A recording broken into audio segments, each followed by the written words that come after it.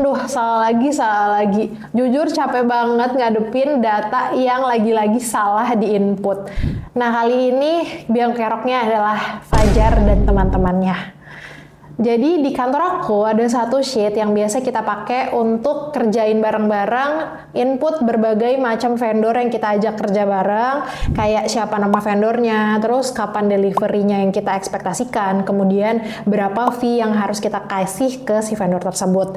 Tapi ada aja nih kreativitas Fajar, Ulwan, dan Falah. Misalnya, Fajar salah masukin nama vendor, atau Ulwan kebanyakan masukin 0, atau Falah yang tiba-tiba naruh expected delivery-nya 50 tahun lagi yang akan datang.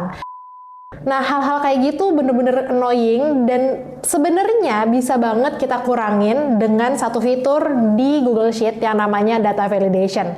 Nah, kamu udah pernah belum pakai data validation? Kalau belum, tonton ya video ini sampai habis dan jangan lupa share ke teman-teman kalian, terutama yang namanya Fajar, Ulwan, dan Falah. Hai, aku Fatim, profesional data tutor yang akan bantu kamu untuk jago data tanpa harus belajar lama. Welcome to Data No Drama.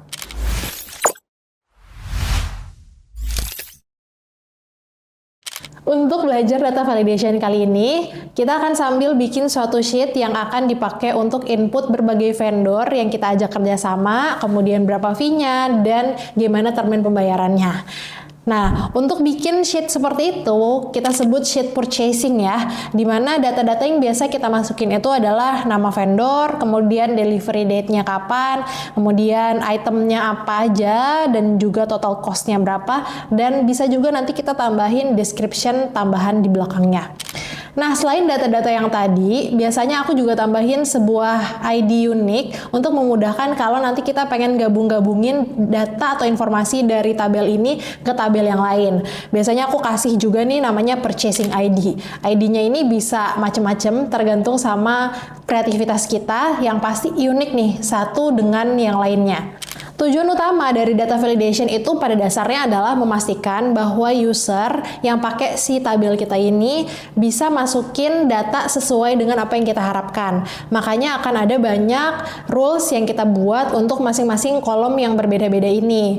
Kita akan bikin pertama rules untuk si vendor name-nya dulu. Sebenarnya paling enak vendor name itu kalau kita udah punya list dulu nih vendor yang terregistrasi, terus kita bisa langsung refer aja ke list vendor tersebut, sehingga teman-teman tim yang lain itu nggak asal nulis-nulis vendor yang ada di luar dari registrasi tadi. Ataupun vendor-vendor yang udah terregistrasi itu namanya juga akan selalu standar tuh, tertulis seperti yang emang udah terregistrasi. Jadi kalau kita mau search lagi nanti, itu nggak ada kayak nama-nama alias atau nama-nama panggung yang bikin kita bingung itu tuh vendor yang mana gitu ya. Terkait vendor yang tadi, aku udah buat juga satu data di sheet yang sebelahnya, yaitu di vendor info. Jadi di sini kita bisa lihat sebenarnya udah ada 20 list vendor yang udah kerjasama nih sama perusahaan dummy kita ini. Nah, jadi kita pengen nanti di vendor name ketika masukin ke purchase list, itu tim kita cuman pilih dari vendor yang ada ini aja nih, dari 20 vendor ini. Nah, caranya adalah kita balik lagi ke purchase list, kemudian kita klik kanan, dan di view more cell actions ini ada pilihan data validation. Jadi kita klik itu, kemudian akan muncul di sebelah kanan layar ini data validation rules. Kita tambah rule-nya di sini. Nah, ketika kita tambahin rules ini, kita bisa masukin dulu yang pertama adalah apply to range. Jadi ini range mana aja yang kita pengen sesuaiin si rules yang udah kita set ini ya. Untuk menentukan data range-nya, kita klik yang 4 kotak di sebelah kanan ini. Kemudian akan muncul kotak dialog select data range ini. Kemudian kita bisa langsung hapus dan pilih aja yang range mana yang kita inginkan. Di sini aku ambil kolom B. Dari B2 sampai B1000, kemudian klik OK. Nah, di sini teman-teman bisa lihat ya, udah muncul drop down seperti ini. Nah, setelah itu kriterianya ini kita bisa pilih nih, kalau kita klik, sebenarnya ada banyak banget pilihan ya.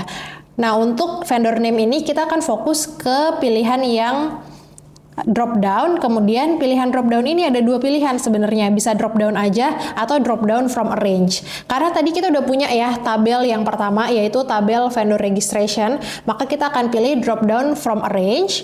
Kemudian di sini langsung muncul lagi nih range mana yang kita maksudkan. Jadi klik lagi 4 kotak yang di sebelah kanan ini, nanti muncul lagi select data range, kita bisa ke sheet yang vendor info, kemudian kita pilih yang vendor name ini. Nah, klik OK. Nah, setelah itu bisa kelihatan ya, langsung muncul nih 20 vendor yang udah terdaftar di vendor registration. Kemudian kita klik done. Setelah itu kita bisa lihat lagi di purchase list. Nah, di sini kalau kita coba klik di drop down-nya, itu udah muncul tuh berbagai vendor-vendor yang emang udah kerjasama atau yang udah terregistrasi di perusahaan kita. Jadi nanti nggak perlu kita ketik satu-satu atau ketik manual lagi, tapi kita bisa langsung pilih-pilih aja nih. Misalnya CV, Sejahtera Bersama, kemudian PT Teknologi Cerdas, dan lain-lain. Kolom kedua yang pengen kita bikin rules-nya adalah delivery date. Nah, date ini emang rada-rada tricky ya, terutama di Excel dan Sheet, karena sangat mungkin banget kalau kita salah masukin formatnya, maka Excel dan Sheet itu nggak membaca itu sebagai data. Makanya ini penting banget kalau ada kolom-kolom yang perlu masukin data, better kita bikin pakai data validation. Jadi dengan cara yang sama, ini sebenarnya di sebelah kanan ini data validation rules-nya masih terbuka dan nggak usah kita klik kanan lagi, tapi kita bisa tinggal langsung add rule aja di bawahnya. Kemudian kita ganti dulu nih range-nya. Kita ganti dari C2 sampai ke C1000 biar langsung ke bawah. Kemudian di kriterianya itu kita ganti juga kriterianya. Nah, kriterianya ini kita nggak pakai drop down lagi, tapi kita sekarang pakai date gitu. Nah, pada dasarnya sebenarnya banyak banget ya pilihannya, date-nya mau seperti apa, apakah is valid date atau date-nya itu lebih besar atau sebelumnya gitu ya, atau di antara tanggal berapa sampai berapa. Nah, itu balik lagi nih disesuaikan sama memang business nature-nya dari teman-teman atau sebenarnya secara logically itu mau inputnya seperti apa. Nah, karena di sini basically aku pengen pokoknya valid date aja gitu ya. Nah, maka aku tinggal klik yang di sini is valid date. Oke. Nah, setelah itu kita klik done. Nah, bisa dilihat ya sekarang data validation rules-nya ada dua. Jadi ada yang pertama itu yang vendor name, kedua adalah delivery date. Setelah itu kita mau bikin juga lagi data validation yang di item atau service. Jadi kita add rule lagi. Kali ini item atau servisnya itu kan bisa macam-macam ya pada dasarnya. Tapi ceritanya nih kita belum punya tabel khusus yang ada isinya adalah berbagai item-item atau service yang di-provide sama vendor kita masing-masing nih. Jadi kita bisa sebenarnya manual aja masukin di drop down di sini. Jadi option 1, option 2 seperti apa. Di sini aku pengen bikin option 1 misalnya stationery. Kemudian option 2 accommodation. Kemudian kita bisa add lagi sampai beberapa kriteria ke bawah gitu ya. Misalnya di sini bisa taruh transportation, kemudian di sini bisa taruh freelancer dan lain-lain. Nah, teman-teman juga bisa ganti warna kolomnya dengan klik yang colors di sebelah sini. Kemudian bisa pakai warnanya macam-macam. Misalnya stationery pakai oranye, akomodasi pakai biru, transportasi pakai hijau, dan freelancer pakai merah gitu. Nah, setelah itu kita save dan oke. Nah, kalau teman-teman lihat sebenarnya untuk yang item atau service ini aku belum ganti si range-nya dari D2 sampai ke D1000 seperti dua validation yang sebelumnya. Tapi kalau emang kita nggak ngelakuin hal itu, selain bisa kita langsung ganti di apply to range-nya ini, kita juga bisa sebenarnya copy aja yang udah kita buat tadi. Misalnya yang ini ya, yang di D2, terus kita copy ke bawah seperti ini. Nah, jadi di sini bisa langsung validation-nya itu juga muncul sama seperti yang udah kita buat di D2 tadi. Kalau kita klik done, Nah, si value contains one from list ini juga langsung berubah dari yang tadinya D2 jadi D1000 gitu ya. Jadi dia otomatis akan langsung update range mana aja yang terpengaruh sama rules yang udah kita buat. Selain itu, data validation juga bisa bantu kita untuk bikin validasi terkait sama amount yang kita masukin ke dalam sheet kita.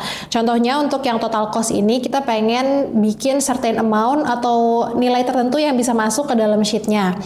Nah, kita bisa pakai dengan data validation, add row lagi, kita ganti dulu range-nya di sini. Setelah itu, di kriterianya kita ambil yang paling bawah nih, yang hampir di bawah, mulai dari greater than or equal to, dan seterusnya. Jadi di bagian yang ini itu kita bisa masukin rule yang terkait sama amount. Nah, karena untuk case di sini kita ceritanya pengen bikin minimum fee payment ke vendor adalah 1 juta dan maksimum fee paymentnya adalah 20 juta. Jadi kita pilih yang is between di sini. Kemudian kita masukin value-nya. Jadi is between 1 juta ya di atas. Kemudian value maksimumnya adalah tadi 20 juta. Oke, kemudian kita klik done. Nah, sebenarnya dari validasinya tadi kita udah bikin ya untuk 4 kolom yang udah kita bikin validasinya, dan kalau dari case ini ada 1 kolom nih yang description itu bebas, jadi bisa free text dimasukin sama tim kita mau taruh deskripsi apa aja di situ. Basically dari yang tadinya nih 5-5-nya itu bebas berkreasi, kita kurangin jadi cuman 1 yang bebas berkreasi, sementara sisanya udah ditentukan. Itu udah mengurangi banget kemungkinan data-data yang diinput itu nggak valid. Kita coba ya sekarang berbagai validasi yang udah kita buat. Pertama tadi dari vendor name kita udah bisa lihat di sini secara drop down itu ada macam-macam. Kemudian dari delivery date ini kita bisa langsung klik aja, kemudian kita pilih nih tanggalnya. Jadi bisa langsung klik-klik seperti ini, atau kalau kita mau manual ditulis gitu, misalnya 20 April 2025 juga bisa.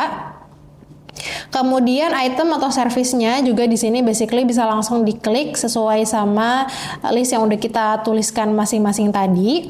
Selanjutnya total cost-nya tadi ya antara 1 juta sampai 20 juta. Jadi kita misalkan taruh di sini 5 juta gitu ya.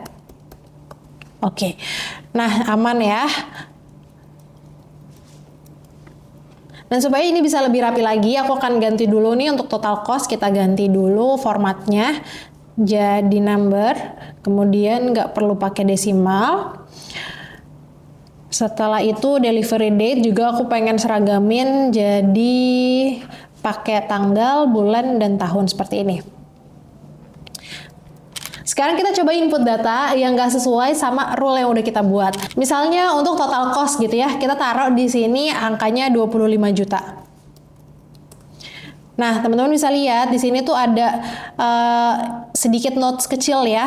Terus kalau kita arahin kursornya ke total cost yang tadi kita salah input itu, muncul kata-kata invalid, terus diinformasikan bahwa inputnya harus angka antara 1 juta sampai 20 juta. Nah, tapi di sini kan sebenarnya dia masih bisa menerima inputnya itu sendiri. Tapi kita bisa edit lebih lanjut nih settingannya. Misalnya kita pengen kalau dia itu invalid, dia nggak bisa nerima sama sekali. Jadi kita balik lagi ke data validation rules-nya tadi. Nah, kemudian kita klik yang tadi udah kita buat. Setelah itu kita pilih yang advanced options. Nah, di sini kita bisa pilih nih, kalau datanya invalid itu pengen show a warning atau pengen reject the input gitu. Nah, di sini aku akan pilih yang reject the input. Setelah itu kita klik done. Nah, misalnya kita hapus lagi ya yang 25 juta tadi.